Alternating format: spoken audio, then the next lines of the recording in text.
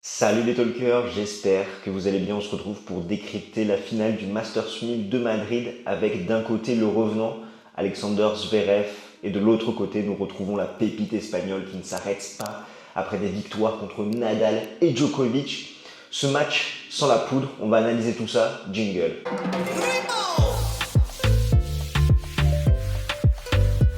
Avant tout, laisse-moi me présenter. Moi, c'est Constantin et bienvenue sur Games Talk. J'aide les passionnés de tennis comme toi à décrypter l'actualité de la petite balle jaune. Alors, si c'est quelque chose qui t'intéresse, n'hésite pas à smatcher le bouton pour t'abonner, sachant que nous allons avoir une couverture quotidienne du Masters 1000 de Rome qui suit dans la foulée. Et comme tu l'auras compris dans cette vidéo, nous allons analyser la finale du Masters 1000 de Madrid entre Zverev et Alcaraz. Donc, reste bien jusqu'au bout si tu veux connaître notre pronostic. On commence tout de suite avec Alexander Zverev qui, comme en 2021, a attendu le tournoi de Madrid pour lancer sa saison. En 2022, c'est 21 victoires, 8 défaites. Pour celui-ci en finale, il est venu à bout de Cilic, Musetti, Auger-Aliassime et Tsitsipas. Il a concédé en tout 2 sets et il a passé 6h50 sur les cours. C'est vrai que sa demi-finale, on avait l'impression qu'elle ne commencerait jamais avec le retard que la programmation avait pris, sachant qu'il a débuté le match après 23 heures. Et Zverev a décroché par la même occasion sa première victoire contre Tsitsipas sur terre battue. On a eu un match centré sur les services. C'est vrai que l'Allemand retrouve souvent des couleurs à Madrid avec cette altitude, 650 mètres au-dessus de la mer. Cette balle qui traverse l'air beaucoup plus rapidement. Et ça s'est montré une fois de plus cette semaine, et notamment sur ce match contre Tsitsipas. Dans le premier set, Zverev fait 82% de première avec 87% de réussite derrière. Au niveau de sa seconde balle, les 2 seules secondes qu'il fait, il commet des doubles fautes. Dans le second set, il passe de 92% de première balle à 45% de première. Et du coup, ça va permettre à Tsitsipas d'obtenir ses premières balles de break et de prendre le service de son adversaire. Et dans le troisième set, on a un Allemand qui va retrouver un petit peu sa première avec 80% de première balle. Et Tsitsipas qui se fait breaker rapidement 2 fois. Donc une fois où l'Allemand va montrer ses qualités défensives et une autre fois où il va plutôt montrer ses qualités offensives. Le match a fini à 1h du matin et Zverev visera son 6e titre en Masters 1000, son 3e titre à Madrid. C'est 19 victoires pour 2 défaites. Les 2 seuls joueurs à l'avoir battu sont Tsitsipas et Cuevas. Et surtout son premier titre en 2022 et un 20e titre en carrière. De l'autre côté du filet, nous retrouverons Carlos Alcaraz qui en 2022 c'est 27 victoires pour 3 défaites contre Berrettini, Nadal et Korda. 3 titres, Rio, Miami et Barcelone. Pour celui-ci en finale, il est venu à bout de Basilashvili, Norrie, Nadal et Djokovic. Il a concédé 3 sets et a passé en tout 9h59 sur les cours. C'est vrai qu'à chaque fois qu'on parle de Carlos Alcaraz, les mots me manquent. Ça faisait vraiment 18 ans que je n'avais pas été autant extasié par un joueur, que ce soit par son attitude, son fighting spirit, mais également toutes ses qualités tennistiques, que ce soit sa vitesse de déplacement, sa palette également qu'il peut avoir avec son coup droit puissant, son revers très solide, ses amortis, ses volets également bien sentis, mais également son intelligence tactique. Et c'est le premier joueur à battre coup sur terre battue Nadal et Djokovic. Il s'impose dans un marathon contre le Serbe 6-7, 7-5, 7-6, qui est sans doute le meilleur match en 2 sets gagnants de l'année 2022. Ça a été vraiment très solide de la part des deux côtés.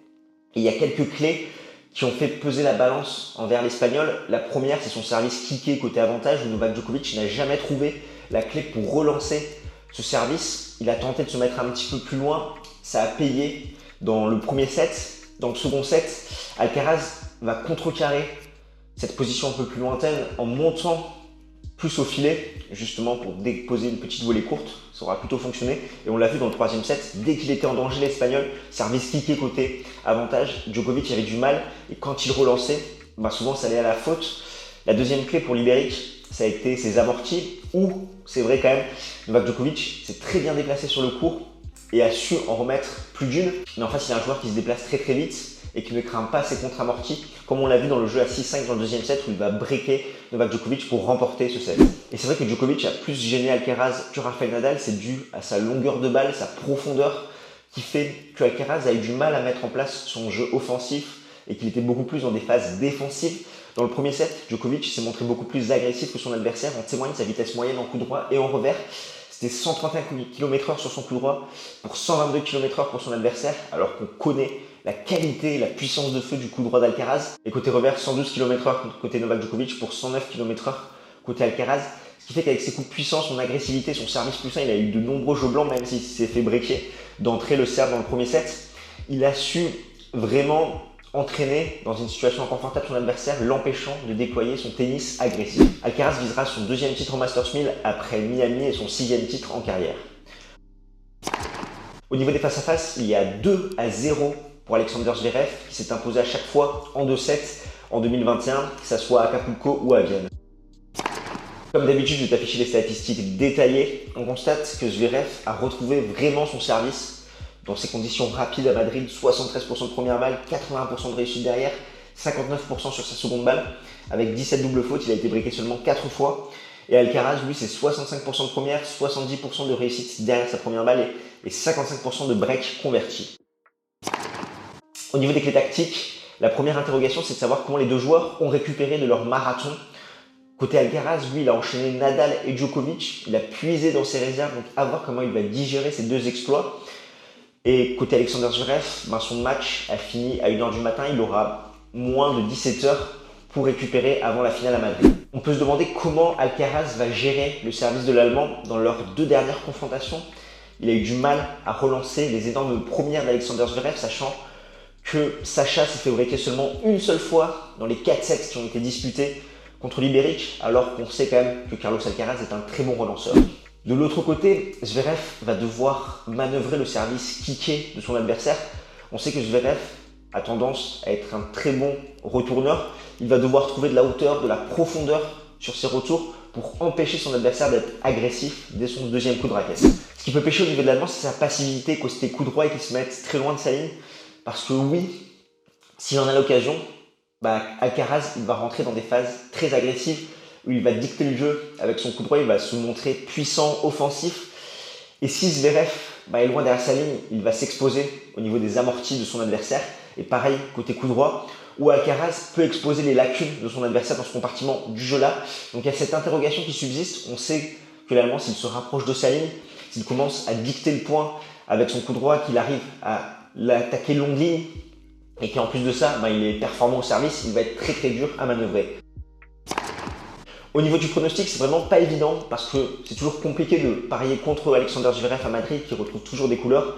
Et en face, on a un mutant, un ovni qui a enchaîné coup sur coup Nadal et Djokovic. Donc je ne sais pas trop, peut-être un léger avantage pour Alexander Zverev. Je sais que c'est un petit peu contre-intuitif par rapport à tout ce qui a été démontré cette semaine, mais c'est vrai que l'Allemand est impérial à Madrid. Chez lui en finale, il a cette expérience. On sait que Alcaraz s'est montré un petit peu tendu en finale à Miami contre Casper Ruud. Donc là, à voir qu'est-ce que ça va donner si il arrive à décrocher ou non sa première victoire contre Alexander Zverev. Mais je verrai un petit avantage pour l'Allemand. C'est pourquoi, d'ailleurs, si tu t'intéresses aux paris sportifs, je t'invite à t'inscrire chez BetClick avec notre code promo GST en majuscule qui te donne accès à une offre de bienvenue. Ton premier pari, s'il est perdant, est remboursé à hauteur de 100 € en free bet. Et du coup, pour revenir à tout ça, c'est pourquoi j'irai plutôt sur Alexander Zverev, gagne au moins un set. J'ai vu que la cote était à 1,52. Donc voilà, n'hésite pas dans les commentaires à me dire ce que tu en penses. Nous, on se retrouve très vite pour débriefer de cette finale à Madrid. Et surtout, on se retrouve en live ce lundi à 21 h. D'ici là, porte-toi bien. Ciao, ciao tout le monde.